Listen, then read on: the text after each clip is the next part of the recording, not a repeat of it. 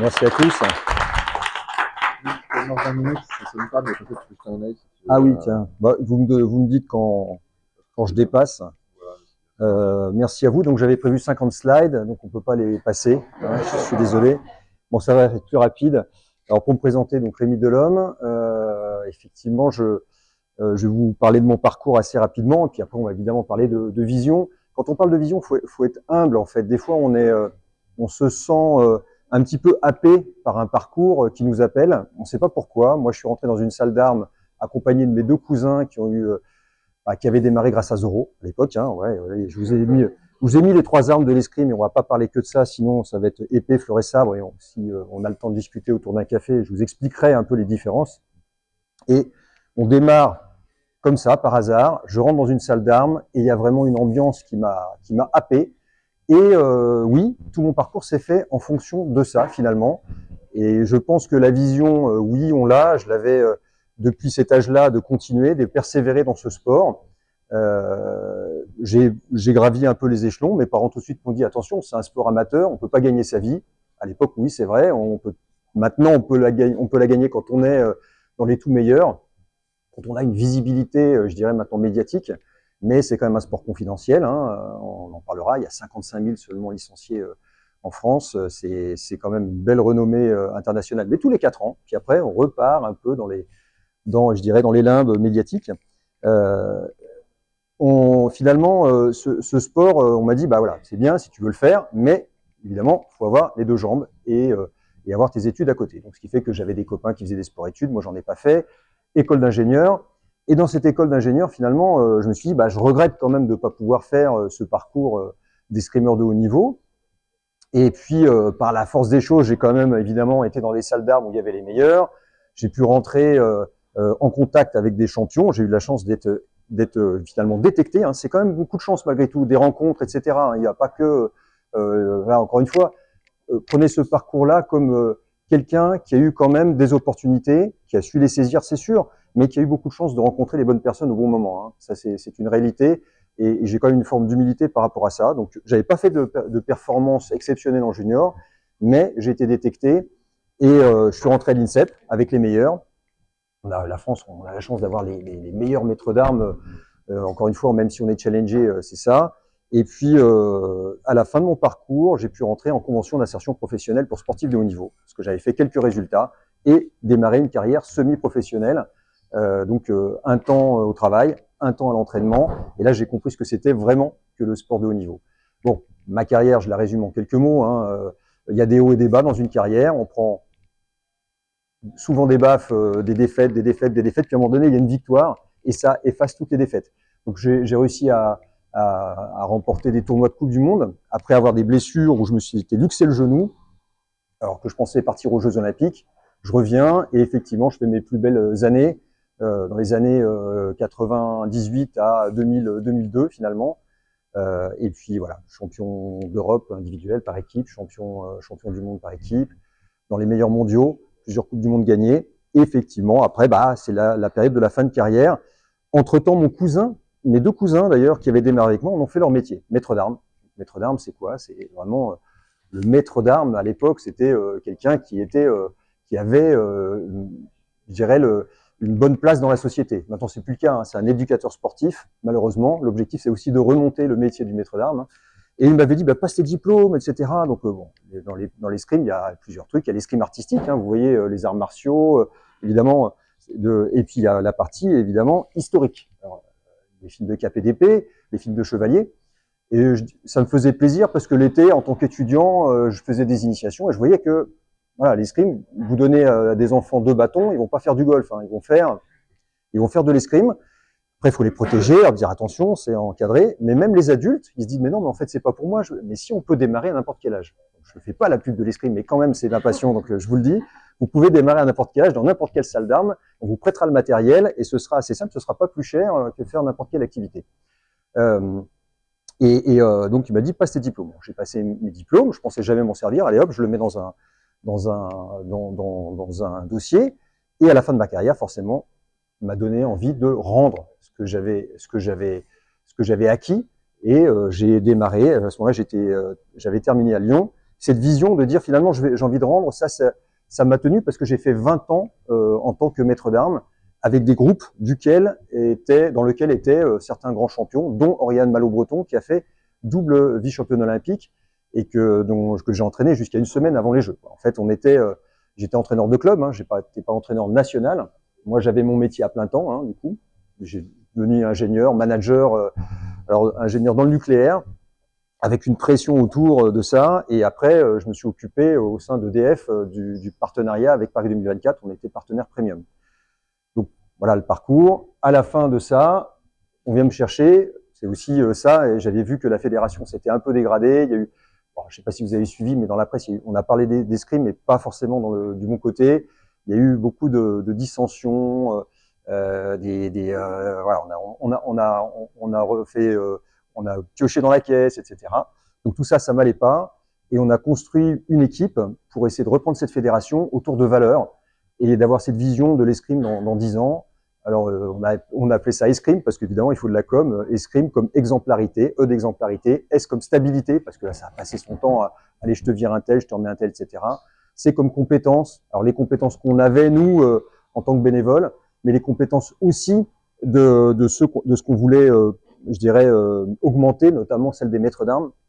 Parce que souvent, avant, maître d'armes, on faisait un choix de carrière, mais c'est un choix qui est compliqué. On entraîne les soirs, on va en week-end en compétition, on revient le lundi. En fait, c'est une carrière qui est une carrière passion, mais pas une carrière hyper rémunératrice. Donc voilà, développer ses compétences. R comme réalisme, on n'allait pas vendre la lune. Moi, je suis pas un politicien, je suis un ingénieur, voilà, ni un commercial. Je suis désolé pour ceux qui le sont, mais je savais pas forcément vendre le truc. Je disais simplement, on n'a pas beaucoup d'argent, on était en déficit. Voilà, donc il fallait effectivement dire, on va faire peu, on va faire plus, mais avec moins. D'ailleurs, le I de innovation. Essayer d'innover avec évidemment la mutualisation des bonnes idées. Et il y en avait légion quand j'ai fait le Tour de France pendant le dernier mois dans les clubs. M comme mutualisation et E comme écoute. Il y avait le principe de forcément, les gens disaient bon pour la fédération, qu'est-ce que fait la fédération pour nous? Voilà, on écoute et puis après on essaie de donner, c'est vraiment ce sens du service. Donc ça, évidemment, l'objectif c'est évidemment de remonter l'escrime, de la maintenir au plus haut niveau. On a fait 7 médailles au jeu. Hein, moi, j'ai contribué à 2 médailles sur les 7. Je suis assez content. Mais ça reste quand même fragile. On est on est concurrencé énormément par beaucoup de nations. Mais aussi, on voit bien que les clubs, là, il y a un afflux de personnes qui vont dans les clubs, qui ont vu le sabre à la télévision, qui ont machin. Et puis, en fait, voilà, les équipements sont les mêmes. Les maîtres d'armes, il n'y en a pas plus. Et il y en a de moins en moins. Et les meilleurs maîtres d'armes, dans 10 ans, malheureusement, ils seront tous à la retraite. Il faut former les nouveaux. Voilà, donc je voulais juste vous donner cet aperçu-là de la carrière pour vous dire qu'effectivement aussi j'écris 2 livres, mais c'est pas, je veux pas les vendre. Hein, si vous les prenez, mais en fait voilà, il n'y a pas d'objectif de vendre quoi que ce soit. Un qui était sur un groupe de jeunes dont je me suis occupé, dont Oriane Malo-Breton faisait partie, parce que l'escrime pour moi, dans la vision que j'en avais et que m'a communiqué mon cousin, hein, qui est malheureusement décédé à 37 ans d'un cancer. Et c'était un hommage à lui, à sa vision de l'escrime comme à la fois art martial occidental, mais qui faisait, qui donnait beaucoup plus, qui permettait à des jeunes de se réaliser et d'avoir, je dirais, une meilleure connaissance d'eux-mêmes. Bon, après l'escrime c'est quand même particulier. On est en face de quelqu'un qui avec une arme et qui ne vous veut pas que du bien, pour vous dire voilà. Donc clairement, il faut pas considérer l'autre comme quelqu'un qu'on veut écraser, mais comme sa limite à dépasser. Donc tout ça, ça fait que finalement, ça fait réfléchir. Il faut s'adapter en très peu de temps. Si j'ai le temps, à la fin, je vous donnerai à peu près les 7 leçons, parce que j'ai essayé de travailler un peu, hein, Catherine, les 7 leçons que j'en ressors de ce parcours. Mais effectivement, on est sur un truc où, voilà, je me disais, des gamins, il y en avait certains qui étaient adolescents, ils se posaient des questions sur leur vie, sur tout ça, qu'est-ce que ça peut m'apporter, où est-ce que je vais, comme tout le monde en fait, hein, et puis dans certaines phases de notre vie, c'est le cas. Donc voilà, j'ai écrit ce livre en souvenir de mon cousin qui avait ces valeurs du maître d'armes, qui n'était pas que maître d'armes, maître, entre guillemets, qui une forme de sagesse par rapport à la vie, et une petite forme de parcours initiatique d'un escrimeur moderne. Et puis l'autre dont on a parlé, Catherine, c'est un livre, alors par contre sur la vision de la tactique et du mental à l'épée. Et ça, c'est issu de mon parcours de sportif et de maître d'armes. puisque dans la vie, en fait, enfin, à certains moments du parcours, moi, je me suis retrouvé à Lyon. Alors, le groupe s'entraînait à Paris. Et puis, j'ai travaillé non pas avec des adversaires en face de moi qui étaient très forts et qui me donnaient un peu la réplique, mais tout seul. Et tout seul, ben, j'ai développé cet aspect de vision, ce que j'ai appelé moi dans le livre, parce que c'était pas développé à l'époque, hein, c'est assez novateur, l'imagerie mentale dynamique. En fait, on imagine ses adversaires et on imagine un combat. Et en fait, on réalise finalement des séquences, je ne les détaille pas, hein, c'est assez technique, mais des séquences, des bots, on pourrait dire, puisqu'on parle en escrime ancienne, qui ferait que finalement ça peut surprendre son adversaire. Et à chaque fois, on les réalise de manière positive. Ça, je pense que ça marche pour tout, mais au lieu de le faire dans son canapé, on le fait en mode simulation de combat. Et ça marche du feu de Dieu. Des personnes, enfin des tireurs qui étaient mes bêtes noires, j'ai pu les affronter. J'ai fait les statistiques. Hein, auparavant, j'avais perdu 7 ou 8 fois pour 10 combats. Et puis en fait, après, j'ai inversé la tendance, j'ai inversé le ratio. C'est 8 victoires sur une ou deux défaites. C'est vrai que ça marche du feu de Dieu, et c'est ce que j'ai appliqué après sur mes groupes. Travaillez ça. Vous n'avez pas besoin d'un maître d'armes en face pour vous donner la réplique. Utilisez ça, réutilisez les séquences que vous réussissez bien. Voilà, réussissez. Et puis là, si vous les retravaillez, en fait, vous renforcez vos points forts. On en parlera tout à l'heure, renforcer ses points forts. Et puis, effectivement, il y a toujours des personnes qui vous posent des soucis. Et ça, c'est vrai en escrime. On a beau, c'est une leçon d'humilité. Hein. On peut être champion du monde. Le lendemain, on va sur la piste faire une autre compétition. Paf, il y a quelqu'un qui vous pose un souci. Vous trouvez pas la solution. Ça va très vite et on perd. Là, on se dit, je comprends pas. Pourtant, je suis champion du monde. Ah oui, mais tu es champion du monde et t'as pas battu tout le monde en fait. Et il y a toujours celui qui a le jeu en face et qui peut poser des soucis. Donc, voilà. Donc, essayez de travailler aussi là-dessus et trouver des coups qui peuvent évidemment, faut jouer un peu sur le fait de la surprise, etc. Donc ça, c'était cet aspect vision de ce livre qui s'appelle L'Esprit de l'épée et qui a marqué un peu les esprits sur l'épée, hein, parce que là, vous voyez, il y a 3 armes et je me permettrai pas de dire que je suis un expert au fleuret ni au sabre, même si on est maître d'armes aux 3 armes. Bon, qu'est-ce qu'on avait dit aussi encore donc, par rapport à ma vie? Ah oui. Alors oui, effectivement, je vais là où oui, quelle est ma vision sur l'escrime? Alors c'est une passion et c'est à la fois pour moi un sport magique qui m'a appris énormément de choses sur moi-même, notamment cette humilité, mais aussi le fait de me dire finalement oui, je pense que à la fois les jeunes et les moins jeunes devraient pouvoir en profiter et on devrait pouvoir les accueillir du mieux possible. Les accueillir du mieux possible, c'est-à-dire développer les salles d'armes. Aujourd'hui, on faut surfer sur je dirais, la partie étoilée je ne sais pas si vous avez eu l'occasion d'aller au Gros Palais, mais c'était magique. Ça, c'est la partie émergée de l'iceberg. Vous allez dans les salles d'armes, certaines sont très bien équipées, d'autres, je sais pas, au fin fond de la Creuse, etc., ils s'entraînent dans des petits gymnases, ils font ce qu'ils peuvent. Hein. C'est pas, voilà, j'ai rien contre la Creuse, encore une fois, mais c'est pas si simple que ça d'avoir des budgets et de monter des salles d'armes. Et c'est à la fédération de le faire. Et puis, comme je le disais, j'en ai parlé, c'est effectivement les maîtres d'armes qui doivent venir, non pas parce qu'ils sont déçus du système scolaire et qui disent pourquoi pas, j'y arrivais pas trop mal en escrime. Voilà, on récupère des personnes qui ont pas le même niveau, en tout cas, de charisme qu'on avait auparavant. Donc moi, j'ai pour but de développer ça, et puis de féminiser la profession. Et là, pour le coup, on va aller dans les pôles France Relève. Hein. Tous les jeunes qui arrivent, qui se rendent pas compte, comme moi à l'époque, qui sont des ambassadeurs de leur sport, eh bien leur donner un pied à l'étrier, leur donner, c'est pas leur donner, hein, leur faire passer des diplômes. Et après, plus tard, quand elles seront mamans, peut-être qu'elles donneront quelques heures par-ci par-là. Alors ça peut être du bénévolat, mais ça peut être aussi donner des cours. Et en fait, on a besoin, là, clairement, de féminiser cette profession. Et je pense que les femmes apportent beaucoup dans l'escrime. On a vu d'ailleurs, j'espère que si vous avez regardé les jeux, vous avez vu que c'était les femmes qui étaient les meilleures que les garçons, enfin en France en tout cas. Alors je vais terminer par ces 7 leçons, et encore une fois, prenez-les comme elles sont peut-être pas applicables à tout le monde, hein, voilà, mais voilà, j'ai eu un parcours à la fois, comme vous le savez, donc de sportif de haut niveau, Ensuite, maître d'armes de haut niveau, parce que j'ai amené au plus haut niveau. Et puis, parallèlement, dans mon parcours perso, ingénieur et puis manager. Donc, effectivement, voilà, j'essaie de me poser, me dire qu'est-ce que j'en retire. Alors, là, il y a beaucoup quand même de l'escrime. Hein, quand même. J'ai appliqué beaucoup de leçons de l'escrime dans mon propre travail, sur la manière de manager les équipes.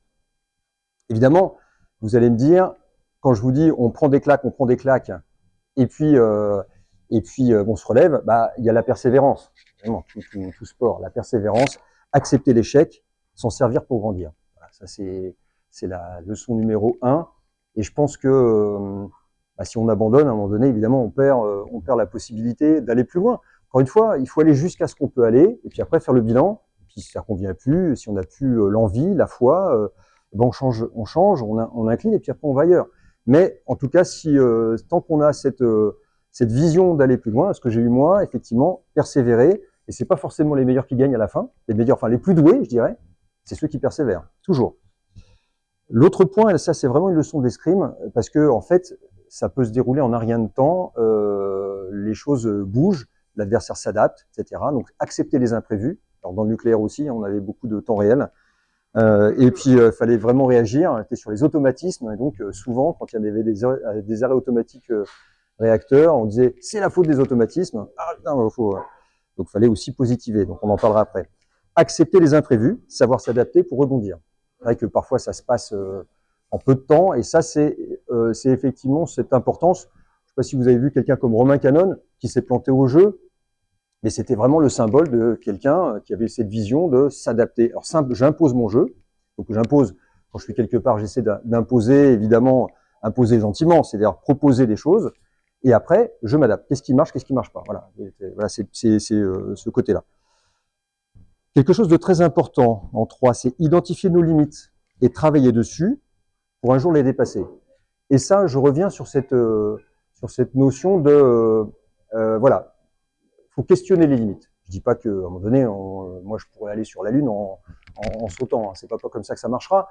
Mais voilà, à un moment donné, il faut se poser cette question de qu'est-ce qui fait que ça bloquait, et puis se le dire franchement. Et c'est aussi le rôle de l'accompagnement. Peut-être qu'on ne peut pas le faire tout seul, mais il faut savoir effectivement comment on a échoué, sur quoi on bute. Ça peut être des choses qui sont internes, et souvent c'est des limites internes. Parfois c'est de l'externe, et là, évidemment, on n'est pas forcément, on maîtrise pas tout. Le 4e point, ouais, ça c'est toujours quand j'ai fait du management et là-dessus, c'est par rapport à les points forts et les points faibles en fait. Hein. Et à chaque fois, en fait, moi, dans les personnes qui m'avaient managé, c'était bon, où est-ce que tu pêches? On va essayer de te former là, etc., etc. Mais en fait, non, on gagne avec ses points forts. Sachez-le, on gagne qu'avec ses points forts. Les points faibles, on pourra faire un petit peu du maquillage, etc., essayer de renforcer, mais on n'en fera jamais des points forts. Pourquoi on est fort? Je ne sais pas expliquer pourquoi on est plus fort d'un côté que de l'autre, parce que ça fait partie du parcours, du vécu, des rencontres, etc. Mais à un moment donné, moi, j'ai un exemple par rapport à mon parcours d'escrime. Je suis petit hein, par rapport aux épéistes. La plupart des épéistes, c'est 1m85, 90. Voilà. Et on peut attaquer de deux manières. En fente, la fente ici, aïe, ça y est, je me fais mal, je suis vieux. Et la flèche. Alors la flèche, je vous la fais pas, c'est la course vers l'adversaire. Mon point fort, c'était la flèche. Sauf que, voilà, j'ai des maîtres d'armes, ils ont passé leur temps à me faire travailler la fente. Jusqu'à ce qu'il y en ait un qui me dise, bah, écoute, bon, allez, t'es à la fin de la carrière, enfin, j'exagère, c'est, voilà, maintenant, on va travailler que sur ces trucs que tu fais bien. En fait, j'ai été beaucoup plus fort.